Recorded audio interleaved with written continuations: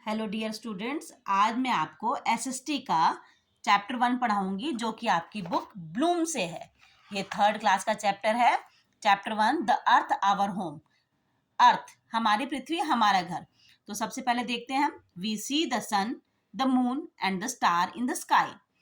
The sun, the moon and stars are called heavenly body. हम देखिए आकाश में क्या क्या देखते हैं। सूरज को देखते हैं, चांद को देखते हैं, स्टार्स को देखते हैं। और फिर ये सब जो सूरज, चांद और सितारे, ये सब जितने भी आसमान में हम देखते हैं, इन्हें हम कहते हैं heavenly body. So there are also 8 planets in the sky. Sky में कितने प्लैनेट्स रह गए हैं? 8। पहले तो 9 थे, लेकिन अब 8 प्लैनेट्स हो गए हैं। तो सन और ये 8 प्लैनेट्स मिलकर क्या करते हैं? सोलर सिस्टम बनाते हैं। So our earth is a part of the solar system. जो हमारी पृथ्वी है, ये भी सोलर सिस्टम का एक पार्ट है। The Earth is the only planet that has life supporting condition. We live on the Earth. Million of the Earth. Sorry, पहले इसके बारे में बताती हूँ। जो अर्थ है, सिर्फ यही एक ऐसा प्लैनेट है जिसमें लाइफ सपोर्ट करने के लिए सारी क्वालिटीज मिलती हैं। तो लाखों लोग जो ह्यूमन बींग्स है वो इस अर्थ में रहते हैं। क्या क्या चीजें यहाँ पर? एयर है, एटमॉस्फेयर ही ऐसा है, पानी है जिसकी वजह से हम लोग सर्वाइव कर सकते हैं, लाइफ सर्वाइव कर सकते हैं। तो एनिमल्स और प्लांट्स भी यहीं पर रहते हैं। तो अब हम पढ़ेंगे सरफेस ऑफ द अर्थ। कौन सरफेस कैसे है अर्थ का? Land and the water. दो पार्ट्स हैं जो हम अर्थ में मिलते हैं। तो there are the more water on the surface of the earth than land. जमीन से ज्यादा पानी है हमारी पृथ्वी में। तो वो पानी कैसे? द पॉन्ड, अ पार्क और a house occupies the small part of land. मतलब हमने ये देखा कि पॉन्ड भी है, पार्क भी है, घर भी है। तो ये छोटे छोटे पार्ट्स जो वो इसमें हमारे पृथ्वी में पाए जाते हैं। Our village and the town are built on bigger parts of the land. जो हमारे गांव शहर हैं, ये बड़े बड़े पार्ट्स में बनाए जाते हैं। Now I will explain about the horizon. So हम इसको कैसे पता चलेगा हमें? एक कभी हम किसी जमीन के पास खड़े होते हैं या कहीं भी दूर खड़े होते हैं, तो हमें ऐसा फील होता है कि कहीं पर स्काई और अर्थ या जमीन और आसमान दोनों मिलते हुए दिखाई पड़ रहे हैं। तो उस जगह को हम बोलते हैं हॉरिजन। और कभी कभी आप समुद्र के किनारे खड़े होंगे तो आपको ऐसा फील होगा कि समुद्र का जो पानी है वो और स्काई वो भी मिल रहे हैं। उस जगह को हम बोलते हैं कोस्ट। ठीक है, आई होप आप सबको समझ आ रहा होगा। So if we stand at the sea shore, it seems like the water and the sky are meeting. जो मैंने आपको बताया कि जमीन और आसमान जहां मिलते हैं उसे हॉरिजन कहते हैं, और जहां पे मिलते हुए दिखाई पड़ते हैं, और जहां पर पानी और पानी और आसमान मिलता हुआ दिखाई पड़ता है उसे कोस्ट कहते हैं। अब आइए मैं बताती हूँ आपको एटमॉस्फेयर के बारे में। एटमॉस्फेयर में ऐसे हमारे आसपास का सराउंडिंग, मतलब आसपास का माहौल जिसमें लिविंग थिंग्स रहते हैं, प्लांट्स रहते हैं, जहां पर एयर मिलती है, पानी मिलता है। तो ये हमारे आसपास की सराउंडिंग है। अर्थ के आसपास की सराउंडिंग मीन्स जो हमारी सराउंडिंग है वो ज्यादातर एयर से बनी हुई है। तो जब ये एयर से बनी हुई है तो हमने देखा कि इस पार्ट को हम क्या कह सकते। देखो बच्चों, मैंने आपको जैसे बताया कि हमारी जो अर्थ है, अर्थ पे बहुत सारी चीज लोग रहते हैं, लिविंग बींग्स रहती हैं। और ये अर्थ में जो भी एयर है जो हम सबको जीने के लिए जरूरी चाहिए, वो अर्थ के चारों तरफ सराउंडेड है। तो ये जो सराउंडिंग है अर्थ की, इसे हम कहते हैं एटमॉस्फेयर। एटमॉस्फेयर में क्या होता है कि ये बहुत बड़ा पार्ट होता है अर्थ के आसपास का, एक टाइप का ये ब्लैंकेट होता है जो कि हमें कैसे, किस चीज से प्रोटेक्ट करता है? ये हमें बहुत सारी सन से आने वाली बहुत हार्मफुल रेज से बचाता है। तो इसमें बहुत सारी ऐसी गैसेस होती हैं जो कि हमारे जीने के लिए बहुत इंपॉर्टेंट होती हैं। सो अब मुझे लग रहा है आपको समझ आ गया होगा कि एटमॉस्फेयर किसे कहते हैं। एटमॉस्फेयर अर्थ के आसपास जितनी भी सराउंडिंग ऑफ एयर है उसे कहते हैं। और क्या क्या है अर्थ पे?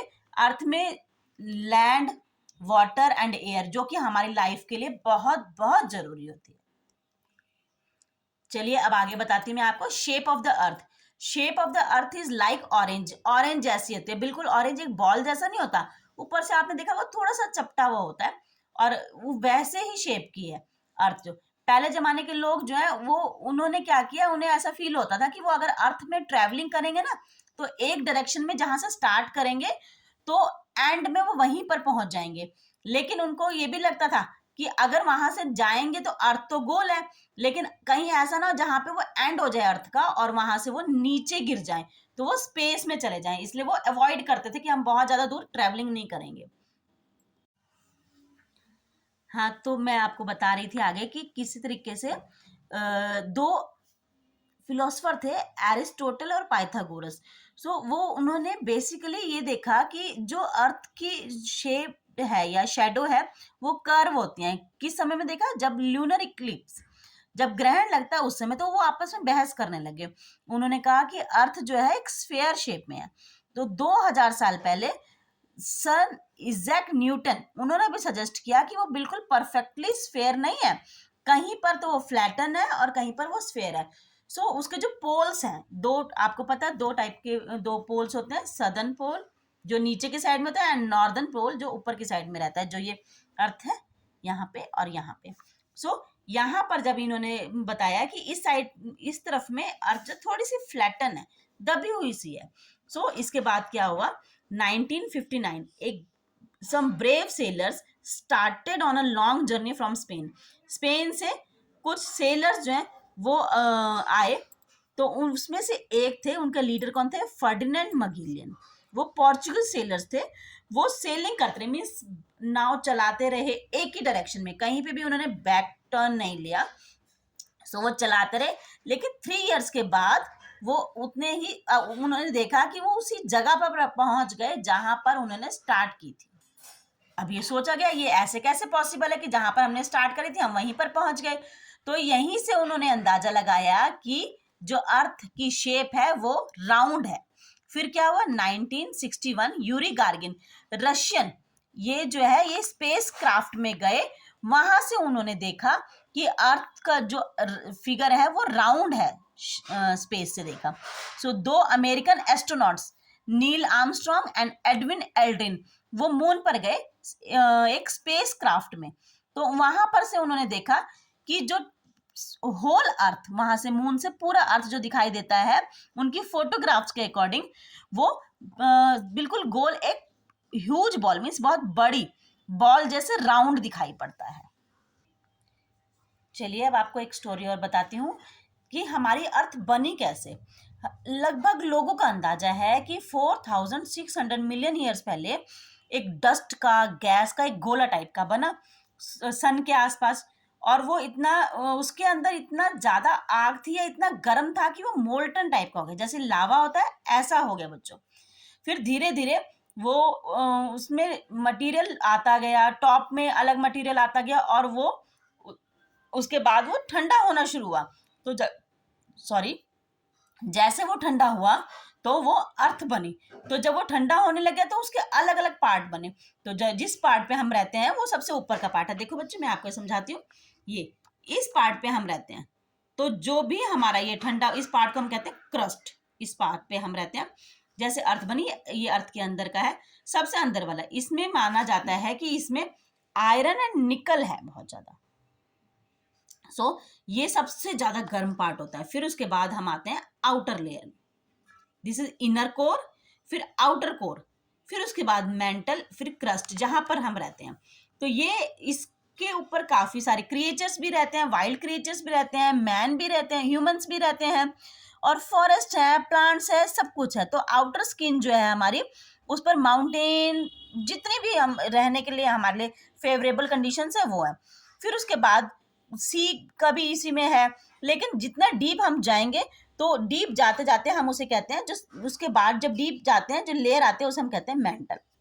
फिर उसके बाद एक थिक लेयर आती है मेंटल के अंदर, वो उसे हम कहते हैं कोर। उसके बाद ऐसा माना जाता है कोर में निकल एंड आयरन बहुत ज्यादा होता था, इसीलिए जब भी कोई भी अर्थ में कुछ भी एक्ट किया जाता है तो वो सबसे नीचे होती है, तो वो मैग्नेट टाइप की होती है। अर्थ में आपने देखा हो कि हम चलते हैं अर्थ में तो हम कहीं गिरते नहीं है, तो वो अलग बात है कि हम केयरलेसली चल रहे होते हैं तो हम गिर सकते हैं, बट ये ग्रेविटेशनल फोर्स की वजह से सब लोग चिपके रहते हैं। बच्चों मैंने पूरी कोशिश करी कि इस चैप्टर को आपको बहुत अच्छे से समझा सकूं। जहां पर भी आपको कोई भी प्रॉब्लम फील होती है तो आप कमेंट जरूर कीजिएगा। मेरी वीडियो को पूरा एंड तक देखिए ताकि इस चैप्टर को बहुत अच्छे से आपको समझने में मदद मिल सके, और थोड़ी सी भी कहीं प्रॉब्लम होती है तो कमेंट जरूर कीजिएगा, मैं आपकी प्रॉब्लम्स को सॉल्व करने की पूरी कोशिश करूंगी। नेक्स्ट वीडियो में मैं आपको इसकी एक्सरसाइज वगैरह बताऊंगी और क्वेश्चन आंसर्स वगैरह एक्सप्लेन करूंगी। Thank you for watching, happy learning.